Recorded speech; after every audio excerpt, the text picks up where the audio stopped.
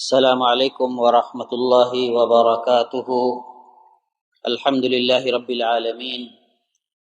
والصلاة والسلام علی اشرف الانبیاء والمرسلین نبینا محمد وعلی آلہ وصحبہ اجمعین، اما بعد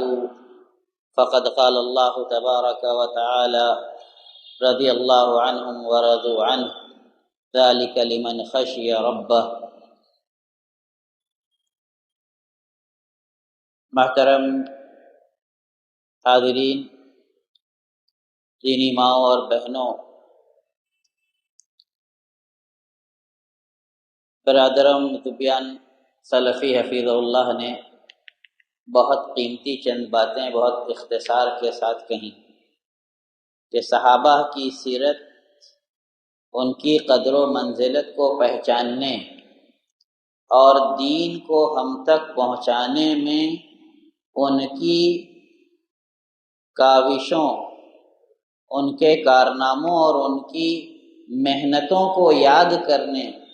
اور ان کا ذکر خیر کرنے کے لیے بہت ضروری ہے، اور اس سے بھی زیادہ ضروری اس لیے کہ ہم ان کے بارے میں کسی طرح کی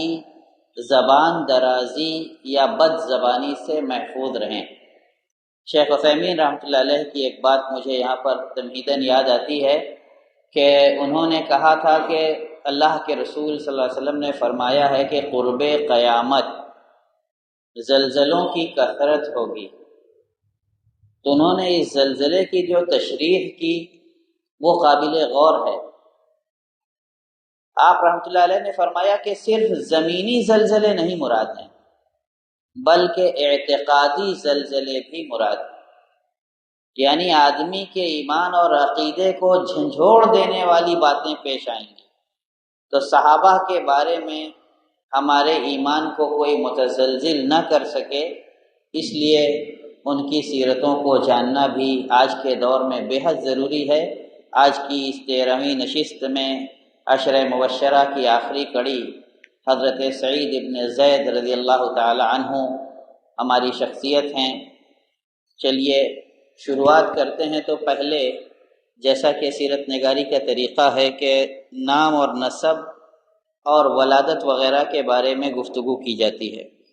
ان کا نام سعید ابن زید ابن عمرو ابن نفیل ابن ریاح ابن عبداللہ ابن قرط ابن رزاح ابن عدی ابن کعب ابن لوئی ہے، اور ان کی کنیت ابو الاعور تھی۔ ان کی ماں کا نام فاطمہ بنت باجہ ابن امیہ ابن خویلد ابن العمر ابن حیان ابن غنم ابن ملیح ہے، اور یہ قبیلہ خزاعہ سے تعلق رکھتی تھیں۔ جہاں تک حضرت سعید ابن زید رضی اللہ تعالیٰ عنہ کے حلیے کی بات ہے، لمبا قد تھا، گھنے بال تھے، وجاہت تھی اور رعب تھا، متانت تھی، حلیمی تھی، سمجھداری تھی، باتوں کو اگر سمجھ جاتے تو قبول کرنے میں تأمل نہیں ہوتا تھا۔ ان ساری باتوں کا ثبوت ان کی سیرت میں جیسے جیسے ہم آگے بڑھیں گے ہمیں ملتا چلا جائے گا۔ ان کے والد، جب ہم بات کرتے ہیں نیک تربیت کی کہ بچوں کی اچھی تربیت کی جائے، گھر کا ماحول اچھا رکھا جائے، تو انگریزی میں ہم کہتے ہیں انفلوئنسز، اثرات کیا مرتب ہوتے ہیں۔ اگر ہماری آئندہ نسلیں ہمارے سامنے یہ دیکھتے ہوئے تربیت پائیں کہ ہمارے گھر کے بزرگ جو ہیں وہ اسلام پر مضبوطی سے کاربند ہیں، یا اللہ کی وحدانیت پر، اللہ کی توحید پر مضبوطی سے کاربند ہیں، تو اس کا نئی نسل کے ذہن و دماغ پر کیا اثر پڑتا ہے، کیونکہ عقیدہ یہ دھیرے دھیرے ایک پر ایک تعمیر پانے والی اور مضبوط بنیادوں پر قائم ہونے والی چیز ہے۔ حضرت سعید ابن زید رضی اللہ تعالیٰ عنہ کے والد زید ابن عمرو ابن نفیل یہ چند ان لوگوں میں سے ایک تھے جو دین حق کے متلاشی تھے، ہمیشہ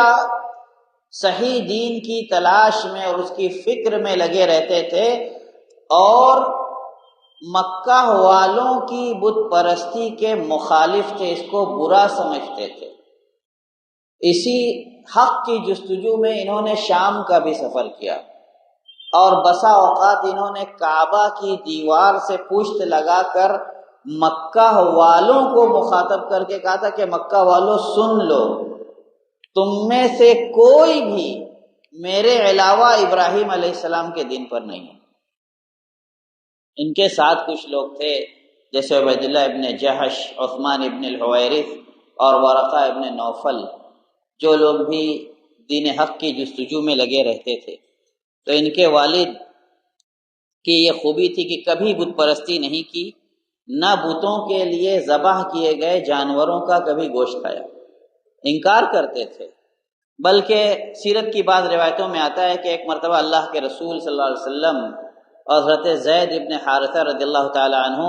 دسترخوان پر تھے، زید ابن عمرو ابن نفیل کا گزر ہوا، دونوں نے، اللہ کے رسول اور زید ابن حارثہ رضی اللہ تعالی عنہ نے ان کو آواز دی کہ آئیے۔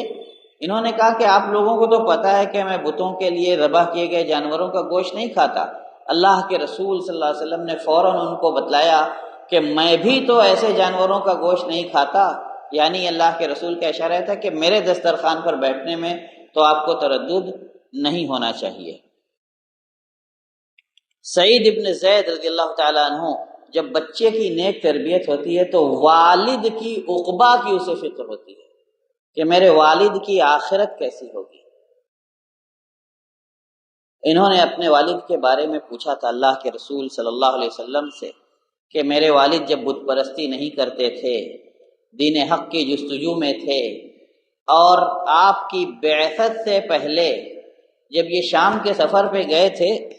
تو وہاں کے شرپسندوں نے، وہاں کے راہبوں نے تو پہلے ان کو پتہ بتلایا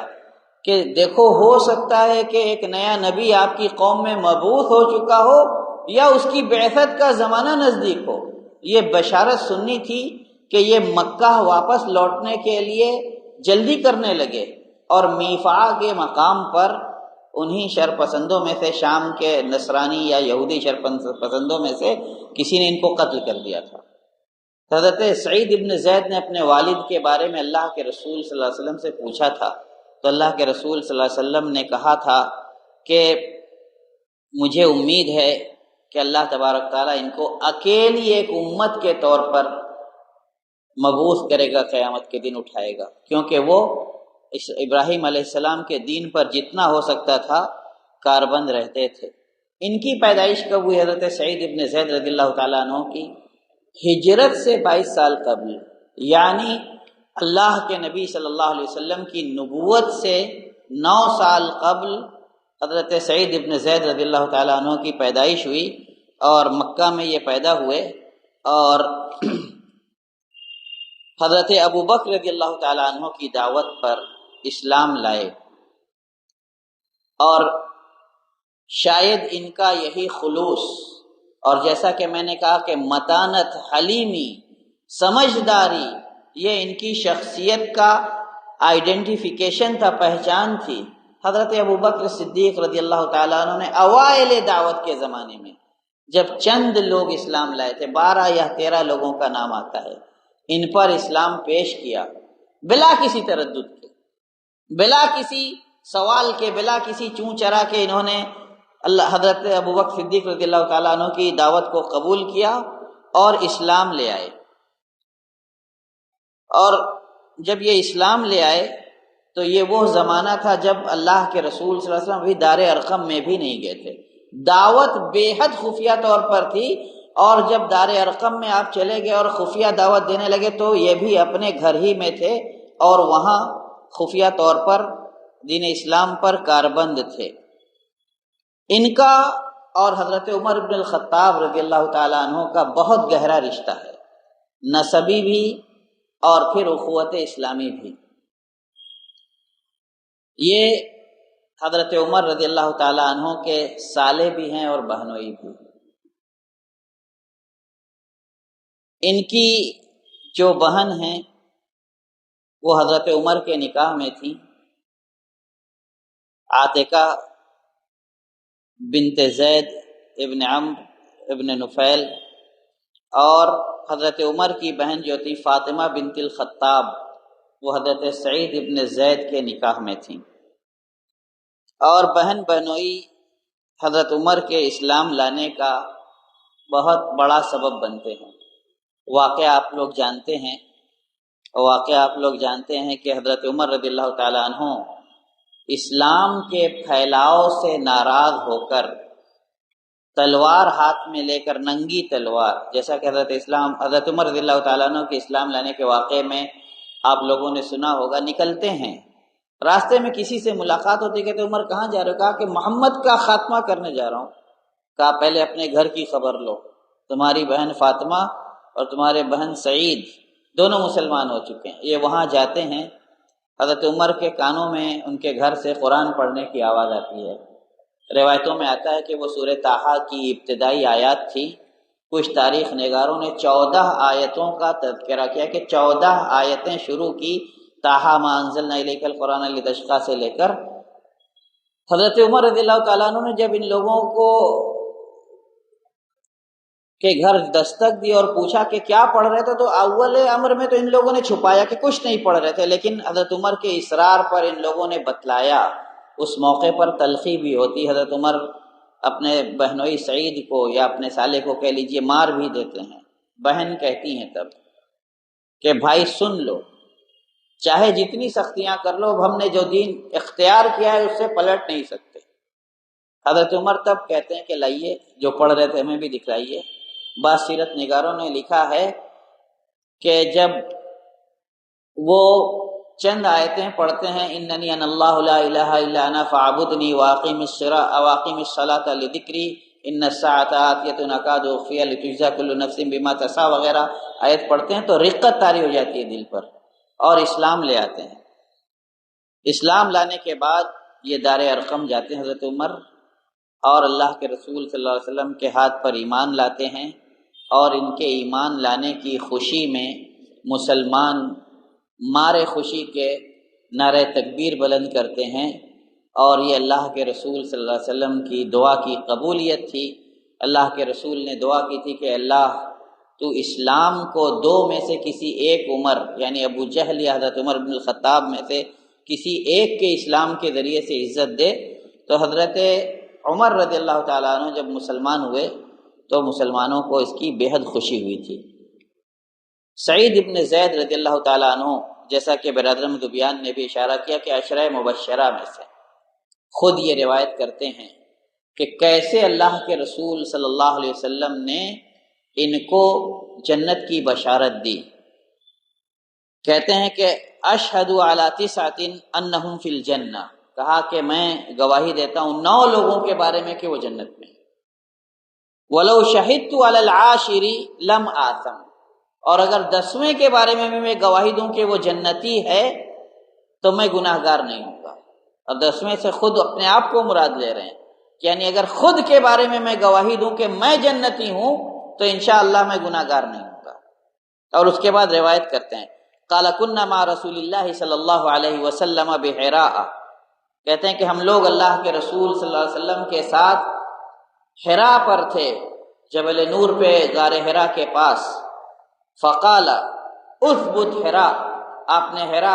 کو مخاطب کر کے کہا کہ حرا ٹھہر جاؤ، فإنه ليس عليك إلا نبي أو صدیق أو شہید، آج تیرے اوپر نبی یا صدیق یا شہید کے علاوہ کوئی اور نہیں۔ ان سے پوچھا گیا کون لوگ تھے اس وقت اللہ کے رسول صلی اللہ علیہ وسلم کے ساتھ، تو آپ نے گنانا شروع کیا۔ سعید ابن زید رضی اللہ تعالیٰ، رسول اللہ و ابو بکر و عمر و عثمان و علی و طلحۃ و زبیر و سعد و عبد الرحمن ابن عوف، جڑایا ہر ایک کو اللہ کے رسول، حضرت ابو بکر صدیق، عمر ابن الخطاب، عثمان ابن عفان، علی ابن ابی طالب، طلحہ ابن عبید اللہ، زبیر ابن العوام، سعد ابن ابی وقاص، عبد الرحمن ابن عوف۔ تو پوچھا لوگوں نے کہ 10واں؟ کہا کہ انا۔ یہ ترمذی اور ابو داؤد کی روایت ہے اور صحیح روایت ہے۔ حضرت سعید ابن زید رضی اللہ تعالیٰ عنہ کس طرح ادب کا ملاحظہ کیجئے کہ کیسے وہ دوسروں کا تو نام شمار کرا دیتے ہیں لیکن خود کو یہ نہیں کہتے کہ مجھے بھی اللہ کے رسول صلی اللہ علیہ وسلم نے جنت کی بشارت دی۔ جب پوچھا گیا تو بتلا دیا کہ 10واں میں ہی ہوں۔ اس سے ہمیں یہ سبق ملتا ہے کہ اللہ کی اگر کوئی نوازش ہم پر ہو، کوئی انعام ہو، تو اس پر اترانے کے بجائے اس مقام کی قدر کرنی چاہیے اور اس پر اللہ کا شکر کرنا چاہیے۔ مناقب ان کے بے شمار ہیں، اور سب سے بڑی منقبت ایک انسان کی اس سے بڑی کیا ہو سکتی ہے کہ وہ مستجاب الدعوات ہو۔ حضرت معاویہ رضی اللہ تعالیٰ عنہ کے دور خلافت میں مدینہ پر مروان ابن الحکم کی گورنری تھی، وہ مدینہ کے گورنر تھے۔ مروان کے دربار میں عروہ بنت اویس نامی ایک خاتون نے جا کر کے شکایت درج کرائی کہ سعید ابن زید نے میری زمین کا کچھ حصہ غصب کر لیا۔ طلب کیے گئے، مروان نے ان کو بلوایا، حضرت سعید ابن زید رضی اللہ تعالیٰ عنہ تشریف لے جاتے ہیں، اور مروان نے جب ان کے سامنے بیان کیا کہ عروہ کہتی ہیں کہ آپ نے ان کی زمین کا کچھ حصہ لے لیا ہے، حضرت سعید ابن زید کا جواب سنیے، انا کنت آخذ شیئا من ارضها، میں اس کی زمین کا کچھ حصہ لوں گا، بعد الذی رویت عن رسول اللہ صلی اللہ علیہ وسلم، اس حدیث کے بعد جس کو میں خود اللہ کے رسول صلی اللہ علیہ وسلم سے روایت کرتا ہوں کہ من اقتطع شبرا من الارض ظلما توق 70 ارضین یوم القیامہ، کہ جو کسی کی زمین کا کوئی بھی ٹکڑا ناحق غصب کرے گا اسے قیامت کے دن 7 زمینوں کا طوق پہنایا جائے گا۔ مروان اتنا متاثر ہوتے ہیں حضرت سعید ابن زید رضی اللہ تعالیٰ عنہ کے اس جواب سے کہ کہتے ہیں لا اسألک بعد ھذا بینۃ، اس کے بعد میں آپ سے کوئی اور ثبوت نہیں مانگوں گا کہ آپ نے غصب نہیں کیا ہے۔ لیکن عزت نفس مجروح ہوئی حضرت سعید ابن زید کی، اور ان کے منہ سے بددعا نکلی کہ اللہم ان کانت کاذبۃ فعمی بصرہا واقتلھا فی دارھا، کہ اللہ اگر عروہ اپنی بات میں جھوٹی ہے تو اس کی بینائی سلب کر لے اور اس کے گھر میں ہی اس کو ہلاک کر دے۔ ہشام جو حدیث کے راوی ہیں وہ کہتے ہیں کہ ہم نے دیکھا کہ اس کی بینائی چلی گئی تھی، دیوار ٹٹول کر اپنے گھروں میں چلتی تھی، اور اسی حدیث کی بات روایت میں آتا ہے کہ جب عروہ نے دیکھا کہ حضرت سعید کی بددعا قبول ہو رہی ہے میرے حق میں، تو حضرت سعید کے پاس گئی تھی کہ آپ اللہ سے دعا کر دیجئے کہ میری بینائی لوٹا دے اور مجھے آپ معاف کر دیجئے۔ تو حضرت سعید نے اس کو جواب دیا تھا کہ اللہ نے مجھ پر جو انعام کیا ہے میں ناشکرہ نہیں ہوں، میں اللہ کا انعام نہیں لوٹاؤں گا۔ اور ایک دن ایسے ہی یہ دیواریں ٹٹول کے چل رہی تھی کہ گھر میں کوئی کنواں تھا، اسی کنویں میں گری اور وہی اس کی قبر ثابت ہوئی، نکل نہیں سکی وہاں سے۔ تو اس طرح یہ ہلاک ہو گئی۔ اس کے بعد باری آتی ہے کہ کس کس غزوے میں آپ کی شرکت ہوئی اور کس طرح اسلام کے دفاع کے لیے یا اسلام کی سربلندی کے لیے آپ نے کاوشیں کی۔ بدر کے علاوہ حضرت سعید ابن زید رضی اللہ تعالیٰ عنہ تمام غزوات میں شریک ہوئے۔ سوال یہ پیدا ہوتا ہے کہ غزوہ بدر میں کیوں نہیں شریک ہوئے؟ غزوہ بدر سے پہلے جو غزوہ بدر کا سبب تھا اس مشن میں یہ گئے ہوئے تھے، یعنی ابو سفیان کا جو قافلہ راستے میں تھا اور مسلمانوں نے جس کو لوٹنے کا پروگرام بنایا تھا، تو اس کی خبر لینے کے لیے طلحہ ابن عبید اللہ رضی اللہ تعالیٰ عنہ اور حضرت سعید ابن زید رضی اللہ تعالیٰ عنہ کو اللہ کے رسول صلی اللہ علیہ وسلم نے روانہ کیا تھا۔ جب یہ لوگ اس قافلے کی خبر لے کر کے لوٹتے ہیں اور قافلہ ساحل کا راستہ اختیار کر کے نجات پا جاتا ہے اور یہ لوگ اللہ کے رسول صلی اللہ علیہ وسلم کو خبر دینے مدینہ پہنچتے ہیں، تو غزوہ بدر ختم ہو چکا تھا، پھر بھی یہ لوگ بدر کی طرف جاتے ہیں۔ تو اللہ کے رسول صلی اللہ علیہ وسلم دیگر مجاہدین کے ساتھ جو بدر میں شریک ہوئے تھے، دیگر صحابہ کے ساتھ، ان کا اور طلحہ بن عبید اللہ کا بھی مال غنیمت میں حصہ لگاتے ہیں۔ تو آج کے نئے دور کے محققین میں سے کچھ لوگوں نے لکھا ہے کہ حکماً یہ غزوہ بدر میں شریک تھے، اگرچہ جسماً شریک نہیں تھے، کیونکہ اللہ کے رسول صلی اللہ علیہ وسلم کے حکم سے یہ ایک دوسرے مشن پر تھے اور یہ ان کا جائز عذر تھا، اور ان کی نیت اسی سے ظاہر ہوتی ہے کہ مدینہ لوٹنے کے بعد انہوں نے مقام بدر کا رخ کیا تھا کہ اللہ کے رسول سے جا کر کے ملیں، تو حکماً یہ غزوہ بدر میں بھی شریک تھے۔ اس کے بعد تمام غزوات میں آپ صلی اللہ علیہ وسلم کے ساتھ شریک رہے، اور آپ کی حیات مبارکہ میں بھی اور آپ کی وفات کے بعد آپ کے خلفاء کے دور میں بھی یہ اسلام کے ایک بے لوث، مخلص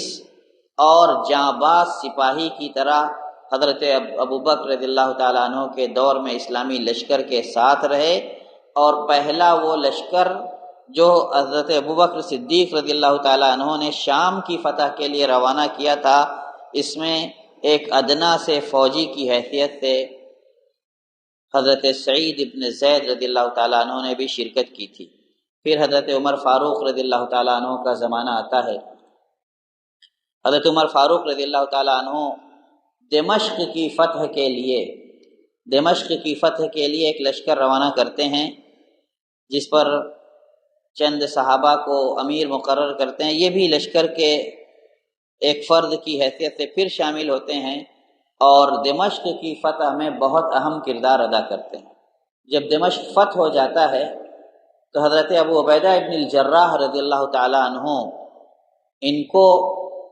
دمشق کا والی مقرر کرتے ہیں، اور ابو عبیدہ ابن الجراح کی نیابت میں یہ اسلام کے دمشق پر پہلے والی اور گورنر ہوتے ہیں۔ لیکن تقویٰ دیکھیے، تقویٰ کا عالم یہ ہے کہ کچھ دن دمشق کی ولایت پر فائز رہتے ہیں، پھر حضرت ابو عبیدہ ابن الجراح کو خط لکھتے ہیں، کہتے ہیں کہ دیکھیے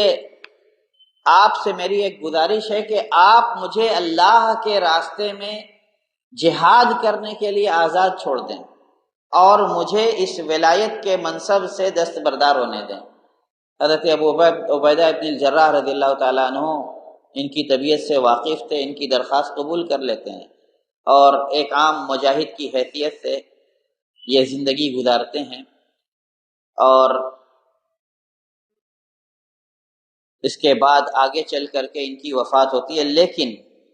خود ایک صحابی ہیں، اور صحابہ کے مقام کو ایک صحابی کتنا اچھا سمجھا پائیں گے یہ خود حضرت سعید ابن زید سے سنتے ہیں۔ خود صحابی ہیں لیکن کہتے ہیں کہ صحابہ کے بارے میں ہمارا نقطۂ نگاہ کیا ہونا چاہیے، ہمارا عقیدہ کیا ہونا چاہیے۔ کہتے ہیں واللہ لمشہد شہیدہ رجل یغبر فیہ وجہہ مع رسول اللہ صلی اللہ علیہ وسلم افضل من عمل احدکم ولو عمر عمر نوح۔ کہتے ہیں قسم اللہ کی، اگر کسی شخص نے اللہ کے رسول صلی اللہ علیہ وسلم کے ساتھ اللہ کے راستے میں جہاد کیا ہے اور راہ جہاد میں اپنے چہرے کو گرد آلود کیا ہے، تو وہ تم میں سے کسی کے زندگی بھر کے عمل سے بہتر ہے،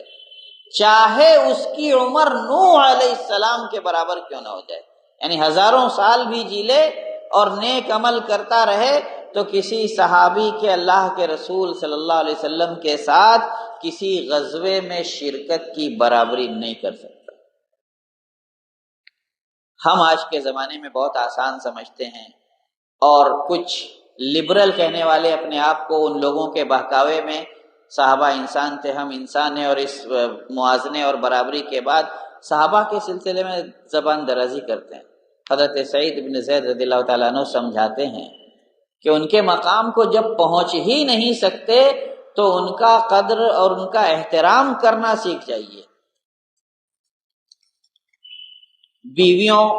اور اولاد کے تعلق سے یہ گوشہ میں نے اس لیے چھوڑا تھا کہ اس میں جو باتیں تاریخ اور سیرت کی کتابوں میں ملی وہ تھوڑا اطمینان سے کم تھیں۔ تو حضرت عمر رضی اللہ تعالیٰ عنہ کی بہن کے علاوہ دیگر 6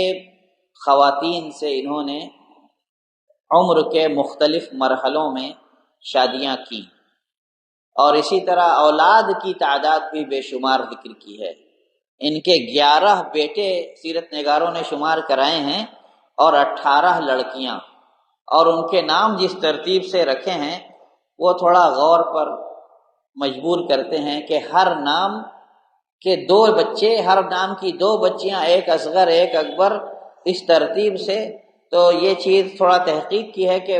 گویا اتنی اولادیں ان کی تھیں اور کیا انہوں نے اتنی شادیاں کی یا نہیں۔ تو محقق حوالوں سے اگر یہ بات پتہ نہ ہو تو اس کو بہت جزم سے بیان نہیں کیا جا سکتا۔ شروع میں ایک روایت آئی تھی جو حضرت سعید بن زید رضی اللہ تعالیٰ عنہ خود جس کے راوی ہیں کہ اللہ کے رسول صلی اللہ علیہ وسلم نے حرا پر کہا تھا کہ ثابت قدم رہو، تم پر نبی، صدیق اور شہید کے علاوہ کچھ نہیں ہے۔ تو ان کو بظاہر تو طبعی موت آئی، لیکن شہداء کے مقام ہے اسلام میں۔ پیٹ کی بیماری میں مرنے والا بھی شہید ہے، ڈوب کر مرنے والا بھی شہید ہے، کسی مکان کے ڈھانے کے نتیجے میں اس کے اندر دب کر مرنے والا بھی شہید ہے۔ اسی طرح سے بہت سے مقام ہے۔ تو ان کو یہ مقام عقیق میں جا کر آباد ہو گئے تھے۔ عقیق مدینہ سے کچھ فاصلے پر ایک جگہ ہے، اور ان کو پیٹ کا عارضہ ہوا تھا جس کو ضرب کہتے ہیں یا ذربہ کہتے ہیں عربی میں، اور وہ ایک بیماری ہوتی ہے جس میں ہاضمہ کمزور ہو جاتا ہے، غذا پیٹ میں رکتی نہیں، آدمی جو کچھ بھی کھائے وہ فوراً دست آ جاتا ہے اس کو اور اسہال ہو جاتا ہے۔ تو یہ اسی بیماری میں مبتلا تھے، اور وہیں مقام عقیق میں ان کی وفات ہو جاتی ہے۔ مقام عقیق میں ان کی وفات ہو جاتی ہے۔ ان کی ماں جن کا تذکرہ شروع میں گزرا، وہ حضرت عبداللہ ابن عمر رضی اللہ تعالیٰ عنہما سے پوچھتی ہیں کہ میرے بیٹے کا انتقال ہو گیا ہے، تو کیا تم ان کو مسک سے معطر کرو گے ان کے کفن کو؟ تو حضرت عبداللہ ابن عمر رضی اللہ تعالیٰ عنہ نے جواب دیا تھا کہ کیوں نہیں، اور کون سی خوشبو مشک سے بہتر ہو سکتی ہے، بے شک ہم ان کے کفن میں مشک لگائیں گے۔ اور اس کے بعد سن 50 یا 51 یا 52 ہجری تاریخ نگاروں نے لکھا ہے کہ ان کا وفات کا سال ہے، اور ان کی وفات ہو جاتی ہے، ان کو مدینہ لایا جاتا ہے۔ حضرت سعد بن ابی وقاص رضی اللہ تعالیٰ عنہ ان کی تجہیز و تکفین کرتے ہیں۔ مغیرہ ابن شعبہ رضی اللہ تعالیٰ عنہ نماز جنازہ پڑھاتے ہیں، اور حضرت عبداللہ ابن عمر خود اور حضرت سعد ابن ابی وقاص ان کی قبر میں اترتے ہیں، اور اس طرح مدینہ میں ان کی تدفین عمل میں آتی ہے۔ تو یہ صحابی تھے، پیٹ کے مرض میں شہادت کے طور پر ان کی وفات ہوتی ہے، اور اس طرح اللہ کے رسول صلی اللہ علیہ وسلم کی بشارت جنت کی بھی اور شہادت کی بھی دونوں سچ ثابت ہوتی ہے۔ اتنے پاک تینت صحابی اوائلین مسلمین میں سے جو شروع میں اسلام لائے ہیں، اور سادگی سے بلا کسی ناموری کے جذبے کے اسلام کی سربلندی کے لیے خلوص اور للہیت کے ساتھ زندگی وقف کر دی، اور صرف اللہ کے رسول صلی اللہ علیہ وسلم کے ساتھ نہیں بلکہ آپ کے خلفاء کے ساتھ بھی پوری وفاداری سے لگے رہے، اور اسی حالت میں دنیا کو خیرباد کہا۔ یہ ہمارے وہ اللہ کے رسول صلی اللہ علیہ وسلم کے پاکیزہ صحابہ ہیں جنہوں نے دین اسلام کی خدمت میں، دین اسلام کی اشاعت میں، دین اسلام کی سربلندی کے لیے اپنی زندگیاں لگا دیں۔ ہمارا یہ فرض بنتا ہے کہ ہم ان کا ذکر خیر کریں، ان کی سیرتوں کو آئندہ نسلوں تک پہنچائیں، تاکہ ان کا رشتہ اسلام کے ساتھ اور اپنے اسلاف کے ساتھ مضبوط رہے، اور ان کے بارے میں ہمارا عقیدہ اور منہج درست ہو۔ ہم جب بھی انہیں یاد کریں خیر کے ساتھ یاد کریں، اور ان کے بارے میں کسی طرح کے شکوک و شبہات یا کسی طرح کی بدعقیدگی اور بددنی کے شکار نہ ہوں۔ اللہ تبارک تعالی ہم نے جو کچھ سنا اس پر عمل کرنے اور اسی کے مطابق اپنے عقیدے کی بنیاد رکھنے کی توفیق عطا فرمائے۔ اے اللہ ہمارے بیماروں کو شفا دے، اے اللہ ہمارے بیماروں کو شفا دے، قرض داروں کو قرض سے رہائی نصیب فرما، جو کسی طرح کی تنگی اور مشکلات سے دوچار ہیں اللہ تو ان کے لیے آسانی فرما۔ اے اللہ تبارک تعالیٰ تو اسلام کو سربلندی عطا فرما، مسلمانوں کے دلوں کو آپس میں جوڑ دے، اختلاف اور انتشار کو ہمارے درمیان سے دور کر دے۔ جب تک اس جہان فانی میں زندہ رکھ، ایمان اور اسلام پر کاربند رکھ، اور جب اس دنیا سے جانے کا وقت آئے تو کلمہ اخلاص، کلمہ اسلام پر ہمارا خاتمہ ہو۔ اقول ما تسمعون واستغفر اللہ لی ولکم ولسائر المسلمین فاستغفروا۔ سبحان ربک رب العزۃ عما یصفون وسلام علی المرسلین والحمد للہ رب العالمین۔